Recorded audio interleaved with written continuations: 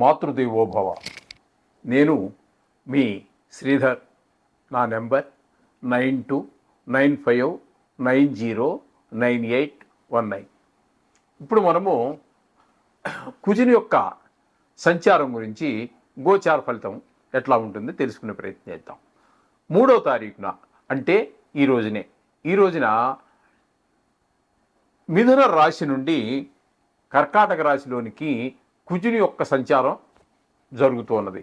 కాబట్టి ఇక్కడ కొంతకాలం అంటే 7వ తారీఖు 6వ నెల 2025 వరకు ఇక్కడ సింహరాశిలో ప్రవేశిస్తూ ఉన్నారు. అంటే 6వ తారీఖు 6వ నెల 2024 వరకు ఇక్కడ కుజుడు ఉండడం జరుగుతుంది.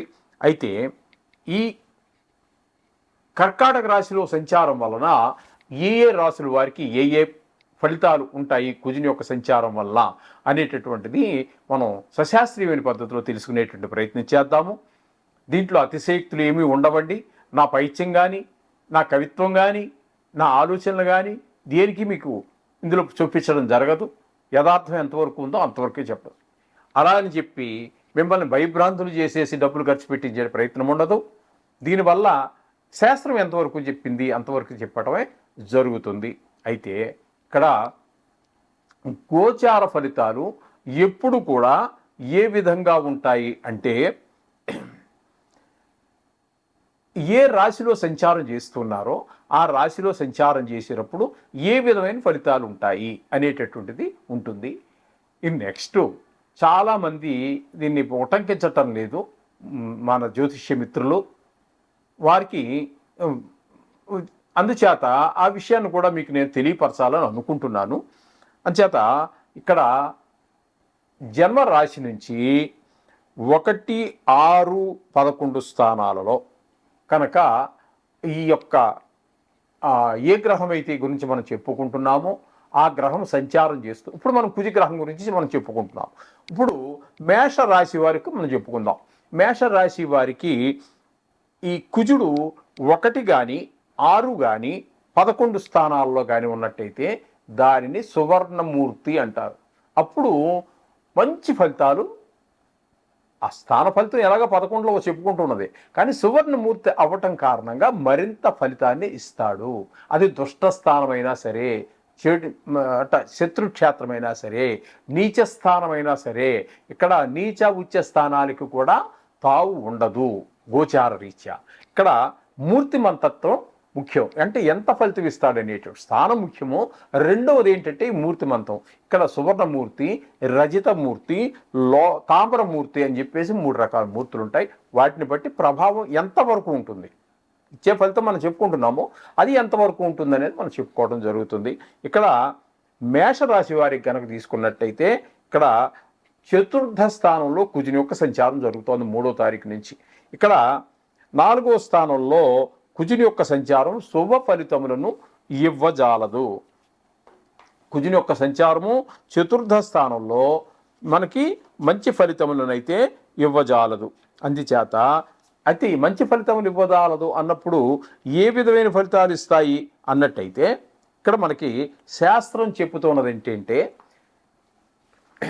శాస్త్రం ఏం చెప్తోంది అంటే, భాగ్యహాని భయం క్రూరం బంధువైరం ధనక్షయం రోగపీడాది సంతాపః 4థ స్థానగే కుజే.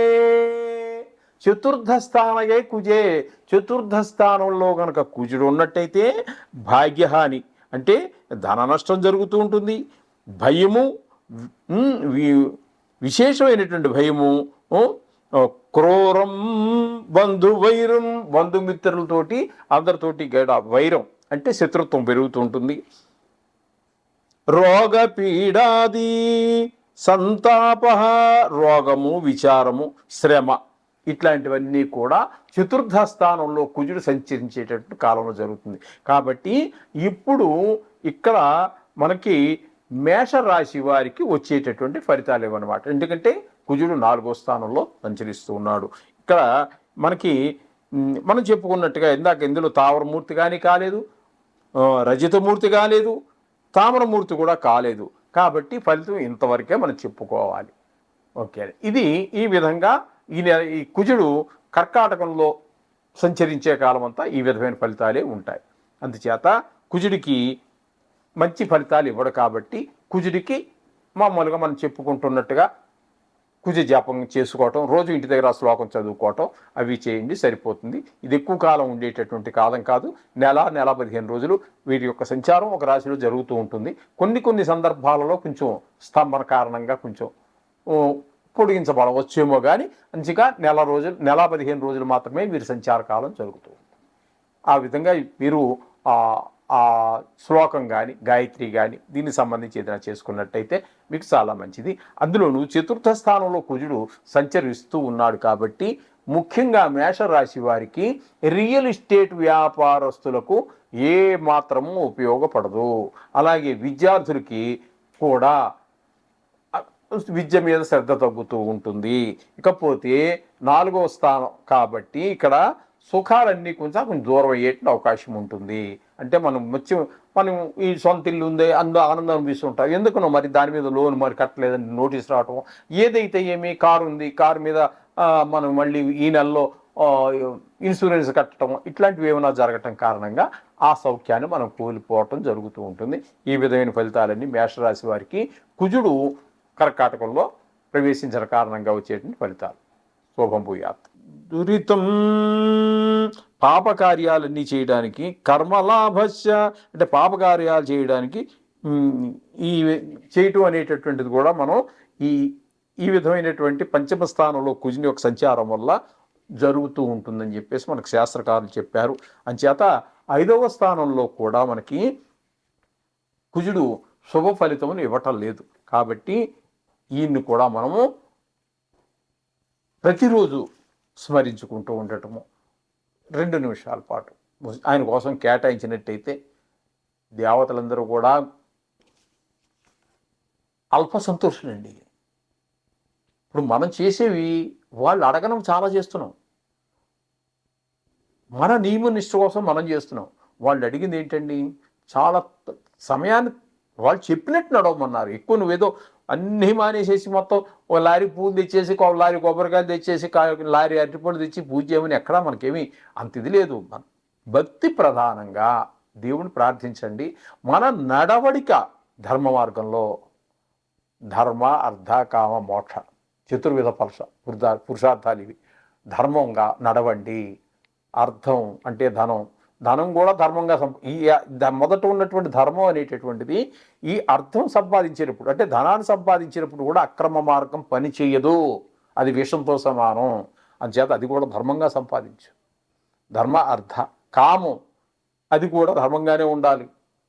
నేను దానికోసం పుట్టాను చెప్పి విచ్చలవిడి స్వేచ్ఛ చండాల పనులన్నీ చేసినట్టయితే మహాపాతకాలు చుట్టుకుంటాయి. ప్రస్తుతం అర్జెంటుగా రోగాలు చుట్టుకుంటాయి, తర్వాత మహాపాతకాలు చుట్టుకుంటాయి. అర్థ కామ మోక్ష ధర్మ అర్థ కామ మోక్షం అనే దానికి మీరు ఏ ప్రయత్నం చేయక్కర్లా. ఈ మొట్టమొదటి చెప్పే చూడండి, ధర్మ అర్థ కామ ఈ 3 కూడా ఈ ధర్మాన్ని అన్వేషించి ధర్మాన్ని అర్థం డబ్బులు సంపాదించడం ధర్మంగా, కామం కూడా ధర్మంగా ఉన్నట్టయితే మోక్షం గురించి నువ్వేం చేయక్కర్లా. అది మీకు బోనస్ అది. ఈ 3 కనుక ధర్మంగా చేస్తే మీరు ఈ 4వది మోక్షం అనేటటువంటిది మీకు బోనస్ ఫ్రీగా వచ్చేస్తుంది. ఇది అంచేత గమనించి మన ప్రవర్తనని సరియైన దారిలో పెట్టుకోండి. ఎవరి డబ్బుకి ఆశించవద్దు, ఏ అన్యాయానికి పాల్పడవద్దు. మనం పుట్టిందే అందుకు. అసలు భగవంతుడు 64 లక్షల జీవరాశుల్లో మన ఉత్తముడుగా తయారు చేయాలని పుట్టించాడు. కానీ మనం ఆ దేవుడికి సరదా కృతజ్ఞులమై ఉండాలి. కానీ ఆయన చెప్పిన వాటికి, ఆయన ఉద్దేశానికి పూర్తి విరుద్ధంగా మన జీవితం సాగుతోంది. ఇది కరెక్ట్ కాదు. ధర్మంగా నడవండి, ధర్మంగా సంపాదించండి. ధర్మార్థ కామ మోక్షాలన్నీ సక్రంగా చేసినట్టయితే మీకు ఇహలోకంలో అన్ని సుఖాలు, పరలోకంలో ఇంక చెప్పాల్సిన పని లేదు. అంటే స్వర్గం కాదండి, స్వర్గం అనేది శాశ్వతం కాదు. మీ పుణ్యం అయిపోగానే మళ్ళీ కింద దోసేస్తాడు. మోక్షం, ధర్మార్థ కామ మోక్షాలు, చతుర్విధ పురుషార్థాల్లో ఈ స్వర్గం గొడవ, ఈ పుణ్యాలు గొడవ ఏం ఉండదండి. అది జన్మరాహిత్యానికి సంబంధించినటువంటిది. కాబట్టి ఆ విధంగా నడవండి, సకల శుభాలు పొందండి. శుభం భూయాత్.